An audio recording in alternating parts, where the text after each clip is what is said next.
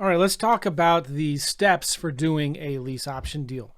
Number one is marketing. You got to find the leads. Number two, talk to sellers. Number three, you got to make offers. Then you have to advertise the property to find tenant buyers. And number five are the contracts and the paperwork. So let's just kind of dive into this first. Obviously, you need leads. And I've said this many times, we're not in the real estate investing business. We're in the marketing business. And two of my favorite sources of leads are Zillow and Facebook Marketplace. And we're looking specifically for rentals and for sale by owners. Again, nice houses in nice areas. For example, we're looking for typically 2 to 3 bedrooms, houses only. Where I'm in the Midwest, I don't like condos or townhomes. They're just harder to sell. So I like single family residences. I want to stick in the median price range. Again, in St. Louis in the Midwest, it's $1,000 to $2,000. So it's going to be different for you. Townhomes may be really popular in Boston, and so that's fine. Just figure out what's most popular for you where you are. And so you might want to do, I might even do 400,000, 100 to 400,000, depending on where you're targeting. And here's an example of this. So let's just go to Zillow.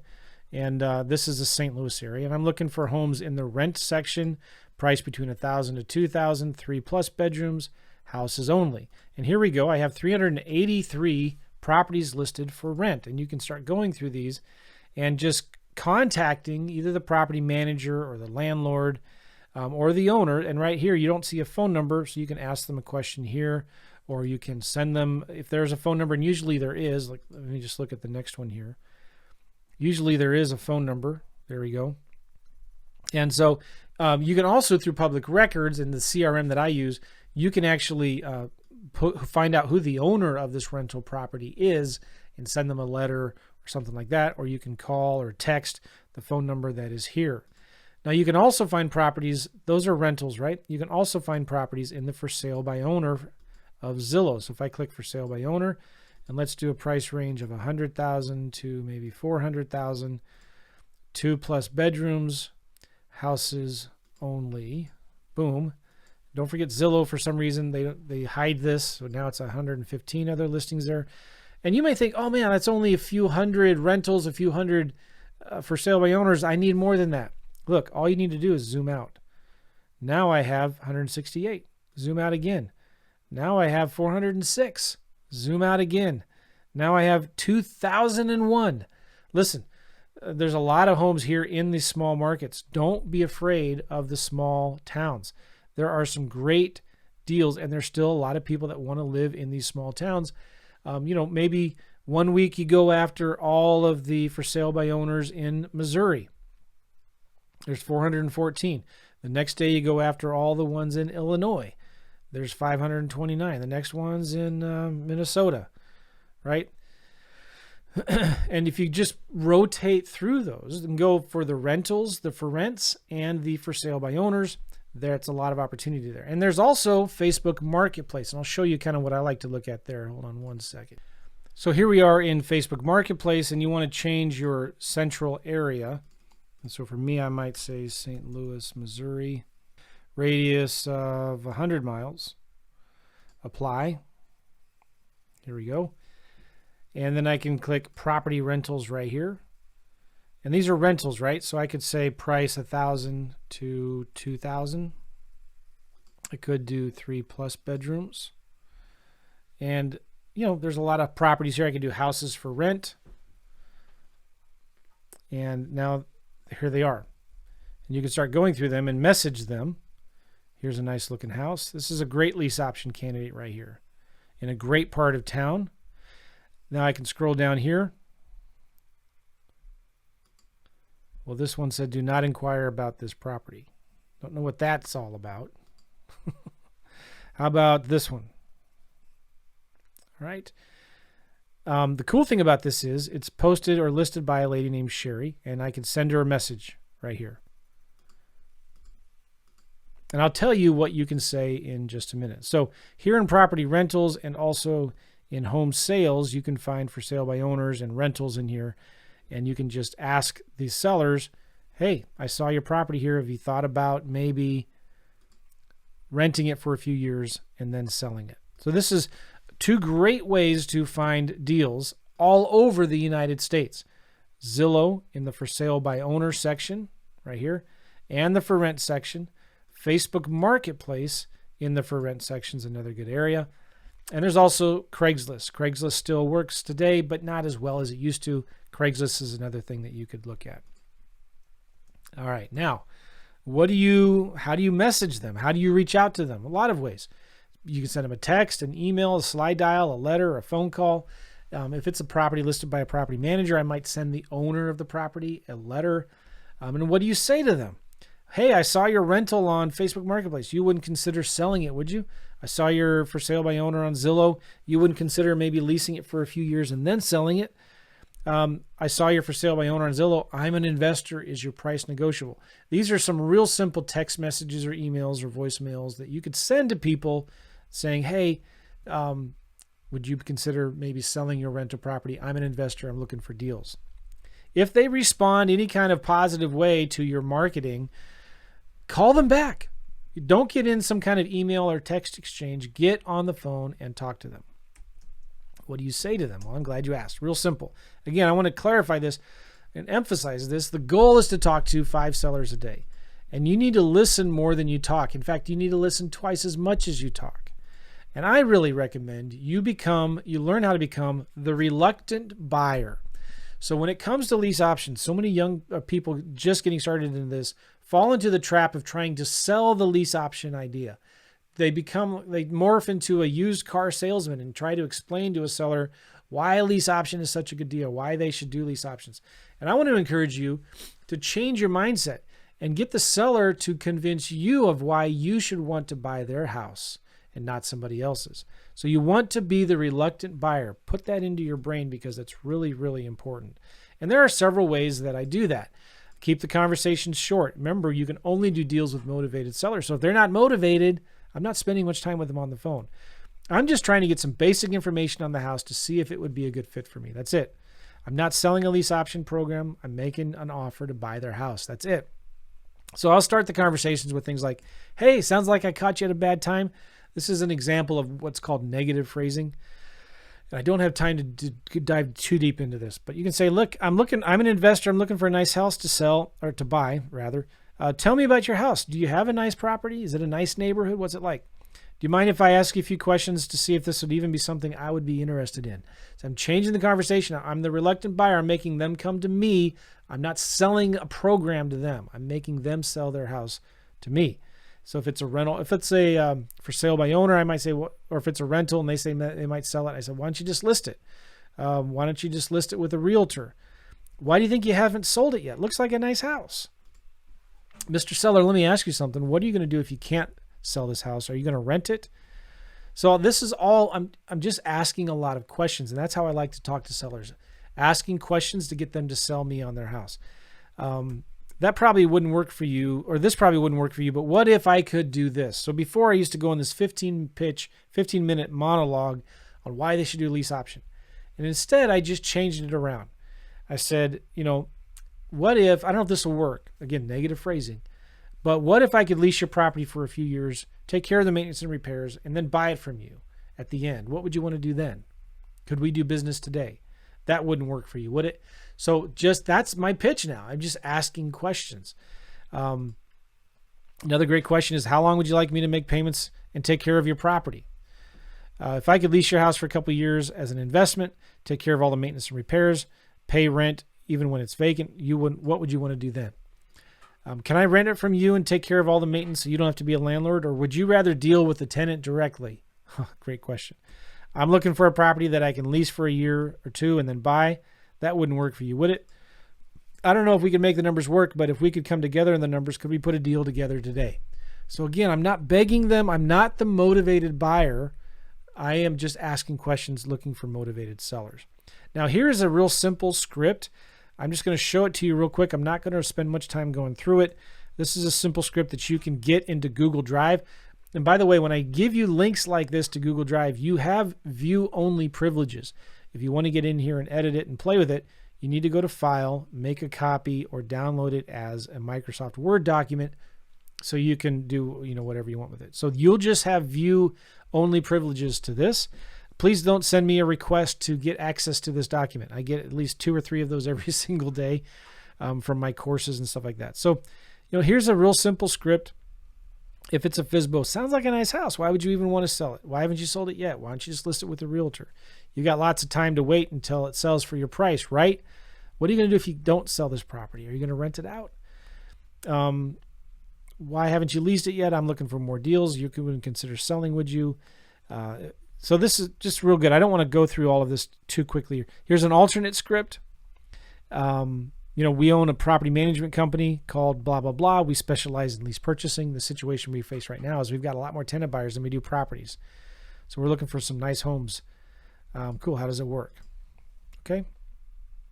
So read that script. Just kind of explains also kind of what a lease option is. And the other thing I like to give to people is a lead tracker.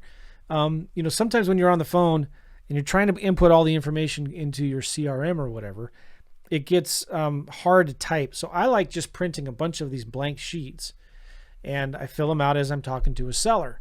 And what I like to do is take a picture of it and send it to my virtual assistant and have my virtual assistant put it into the CRM.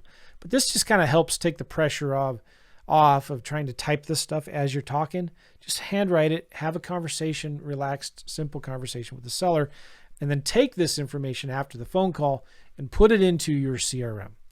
Make sense? All right. Now, you've talked to the sellers. You're the reluctant buyer. You're not chasing them. See, here's the thing again. The harder you chase them, the faster they'll run. So a lot of times sellers are going to say no. 99% of them are going to say no on a lease option the first time you talk to them, but that's okay because we're going to make them an offer anyway, and we're going to follow up with them. Of course, the seller is going to want to sell their house. If you give them the option to sell it now or in 2 years, what do you think they're going to say? They want to sell it now, right? So it's just, you can only do deals with motivated sellers. So don't get discouraged if you've talked to 20 or 30 sellers and none of them want to do a lease option yet. The deals come from the follow-up, number one. But number two, sometimes you just need to let a seller cook for a little bit, right? They're going to have to realize, oh man, I can't sell it right now. I guess I might have to do a lease option, or I'm tired of being a landlord, but I don't want to sell it at these ridiculous low prices that all these other wholesalers are offering. So now you're giving them another option, an alternative. And so that's where the deals come from, is from the follow-up. Now, when you're making your offers, what do you do? So I've got some things here I want to show you for a sandwich lease option. You got to understand there's an A to B side and a B to C side. And B is the investor. That's me. I'm in the middle. So I'm going to have terms with the seller and terms with the tenant buyer. And I'm staying in the middle during this whole time. So my option price with the seller is typically, these are general rules of thumbs. And by the way, I want to say this is important. You always should have minimum requirements on your deals. Minimum profit, minimum cash flow, things like this. So for me, I want to make a minimum of, I want to have at least 10 to 15% equity in the house. Now in California, I might be okay with 10%. In the Midwest, I want 15%. So I like to look at the as-is value. What does that mean? It means the after repair value minus repairs is the as-is value. Now market rent that I'm going to pay the seller, I like to be at about 75% of market rent. And I have my minimum cash flow I want on each deal of about $300. My term is for how long? So I'm going to make sure that I want to try to get 5 years with the seller. Now, option consideration, that's the money you put down, you give to the seller. Usually it's about 1 month's rent. Sometimes you can do $10 or less. I've done lease options with 0 money down. Then with the tenant buyer, the option price is usually whatever today's market value is plus 5% on average. Some people do it differently. But I like to make sure when the tenant buyer gets ready to get a mortgage and buy that house in 2 or 3 years, they have some equity in there. They have a lot of incentive to actually want to buy it. The market rent, I set to whatever the market rent is. I usually do 1 to 2 years. So, I have 5 years with the seller and I have 1 or 2 years with the first tenant buyer. Because then if the tenant buyer can't buy it, I can give them more time or I can find a new tenant buyer. And then the option consideration is usually 3 to 5%. So I'm paying very little to the seller, but I'm collecting more upfront. So we talked about 3 profit centers. Remember? Cash now, cash flow, cash later. Cash now is what I'm collecting upfront from the tenant buyer. It's the difference between what I'm collecting from the tenant buyer and what I'm paying to the seller. There's also cash flow. Cash flow is a difference between what I'm collecting from the tenant buyer and what I'm paying to the seller. By the way, if there's a mortgage, I'm sending this payment directly to the bank. So it could be $300 a month in cash flow, and then cash later is the difference between what I'm buying it for and what I'm selling it for. That makes sense? So typically on a sandwich lease option deal, you're going to be making 30 to 40 grand in total profits without going out and getting a mortgage. Okay. Now here are some calculators that I gave you again in the mind map. So if you want these calculators, they're free. There's no strings attached. If you click here, you'll be taken to a page that looks like this. Let me zoom out a little bit. Let me just real quick walk through an example deal. So you get some different values from these different websites and just put them in here. And I typically will say, all right, well, the average is 176, the median is 175. That's how I typically get the ARV of a house. I just average the different sites where you can get it for free. So if the ARV of this particular house is 175 and the estimated repairs are 10 grand, just general rules of thumb, I do $5, $10, $20, $30 a square foot typically, okay? So my as-is value is going to be the difference between those two. And market rents, about $1,400, let's say in this example. So my minimum criteria is I want 15% equity of the as-is value, and I want at least 25% of the rent for cash flow. So I'm going to make an offer to the seller. These are the A to B, my offer to the seller. And then this is my A, B to C, what I'm advertising it for a tenant buyer. So this house is worth $175, but as is, it's worth $165. So I'm going to give the seller an option to buy their property for $140. So it's worth $165 today. I'm going to make an offer for $140. It rents today for, what did we say, $1,400. I'm going to give the seller an option, a rent offer for $1,050. And I'm going to give them 1 month's rent, and I want at least 5 years. That's going to be my offer to the seller. All right. Now I'm going to turn around and I'm going to advertise it for my option price of $173. Look at that's about $33,000 in difference between what I'm buying it for and what I'm selling it for. And I'm going to just charge a little 5% premium here. I'm going to charge $1,400 a month in rent. I'm going to try to get at least $5,100 or 3% option deposit. This can be yellow. All right. And I want to give the tenant buyer 2 years. So my profit comes in from here. My cash flow is $8,400. What is that? That is the cash flow every month of what's $350 times 12 months times 2 years. The back end profit, that's the difference between, if I double click here, you can see it's the difference between this number and that number. And then the miscellaneous costs, I just figured 3% for miscellaneous costs throughout the lease option period. That's about $5,000. So I make on this deal $36,000. Now, why didn't I include the cash now? Because the cash now is a kind of a, I do have in my pocket $5,200 minus $1,400. I have about, I don't know, was that $3,900 in my pocket now, but I'm typically going to save some of that. And I have to credit that back to the tenant buyer when they buy the house. The seller is going to credit me back the $1,400, and I'm going to credit the tenant buyer back the $5,200. But if that tenant buyer doesn't buy the house, that money is non-refundable, and I get to keep it. All right. So anyway, pretty good deal. 36 grand on a property that I did not go out and get a mortgage for. I didn't borrow any private money, didn't take over the existing mortgage. All right. And I'm offering the seller a much higher price than they would have gotten otherwise if they sold it to a wholesaler or to an investor. And in many ways, I can show the realtor, the seller, that I can get them the same equity they would get if they sold with a realtor. So they're going to have an average discount of 2%. They're going to have to pay realtor commissions, closing costs. They're going to have to do some repairs to get it ready to sell. They're going to have seller concessions, carrying costs, miscellaneous inspections. So on average, they're going to walk away with 13 to 16%.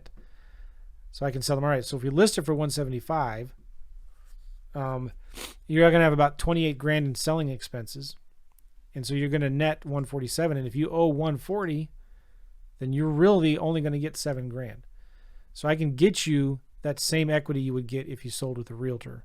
That's just kind of a side thing that I sometimes like to talk about. But this is how it works, the A to B and the B to C. Does that make sense? I have another spreadsheet here that you can look at that I've kind of built before. It's similar to what I just showed you. This kind of gives you a cash offer, 70% of ARV minus repairs. So there's your cash offer, option 1. A sandwich lease option offer, and then a lease option assignment offer. And I'll explain the difference between those two here in a minute. But so sometimes I like to give the sellers 3 options. All right, I can buy it for cash for $224. I can do a sandwich lease option for $284, or I can give you $350 as a lease option assignment. All right, so when you're making offers, I usually like to, let me shorten this or reverse this here. I usually like to send a 1-page lease option proposal letter. Just a real simple letter that says, hey, you can see it right here. It was nice talking to you today about your property. I look forward to hopefully working with you soon and making the sale of your home stress-free and easy. So if you are interested in doing a lease option, I might be able to offer something in this price range. This, again, just a 1-page letter I like to send. I can give you something in this price range, something in this rent range for 5 to 7 years, 0 to 2,000 down, 0 commissions. So I'm giving the sellers options. Yeah, I hope you see the benefits of price, convenience, and security that I have worked to create in our program. Call me if you have any questions. Simple, right? That's an offer. Send 3 of those a day. Even if they say, you know what, I don't want to do a lease option, I'm not interested in selling right now, I'd still send them an offer anyway, because you can then follow up. You have something to follow up with. Here is, you need to have an attorney review this, but here's a short offer form that I like to use with my sellers. It's just a 1-page agreement. Again, make sure you review this with a local attorney, but it has here the lease and the option to purchase agreement, something you can play around with. I am not an attorney. I'm not giving you legal advice, but that sometimes was one of the contracts that I work. And I like it because it's real simple. Now, when I do find a tenant buyer to live in the house, there is a lot more paperwork involved. I'll have a separate lease and a separate option agreement. Again, it's important to send an offer to every seller that you talk to. I like to send sellers written and on the phone offers. So send them in the mail and in an email. Always, always, always send offers to every seller you talk to, and follow up with every seller you talk to. 90% of your deals are going to come from the follow-up. On an average, it takes 3 to 4 months of follow-up, 5 to 6 touches. That's just business. That's sales 101. This is why I talked about before. Momentum is so important. So you need to follow up with all of your leads, cold, dead, warm, hot, at least once a month. And I promise you, you will do deals. Okay. Now we're going to talk about advertise the property here. Just a second. All right. So when it comes to advertising the property, here's what I love about Lease Options. It is really easy and fast to find tenant buyers. And if you can't find a tenant buyer in 3 to 4 weeks, then something is wrong. Usually it's only one of 2 reasons. It's not priced right, and you're not putting it in front of the right people. So every house will sell if the price is right and if you're marketing it. The other reason, it just might be really, really ugly. But even if it was ugly and it needed too much work and it was in a rough neighborhood and it's not where people want to live, if it was priced right, you could still find tenant buyers, okay? Sometimes you might be asking too much for the option down payment or consideration. Maybe the holidays are a little tough sometimes, but normally you should be able to find a good tenant buyer in 3 to 4 weeks for your lease option deals. And if you can't, it's because you're asking too much, or you're not advertising it the right way. So where do you advertise properties for tenant buyers? My favorite, number 1, Facebook Marketplace. I recommend you look at the Facebook buy-sell trade groups, or whatever you call them in your area. Those are like the online garage sales that you see in communities. So I like the Facebook Marketplace and the Facebook groups that are local to your area where people advertise or sell things. Okay. Signs work really well, and I don't know why people don't like them or don't use them, but they work really, really well. Signs will always get you the best response. I recommend putting 10 or 20 signs out in the neighborhood every weekend. You're going to get flooded with calls. I like to put at least 1 sign in the yard. If you're crazy, put 5 or 6 signs in the yard. You will get more calls. I like simple yellow handwritten signs, something like rent to own, 3% moves you in, phone number. Okay. Craigslist still works. I like to do 2 or 3 completely different ads. A couple for rent, 1 FSBO, post them every 2 days. Watch out for ghosting, where they tell you it's posted, but it's not. Get as many pictures as you can. And make sure the ad talks about how you are a local landlord or owner, and you're leery, because a lot of other tenant buyers that are seeing a lot of spam ads in Craigslist are leery are cautious with national rent-to-own companies. Okay.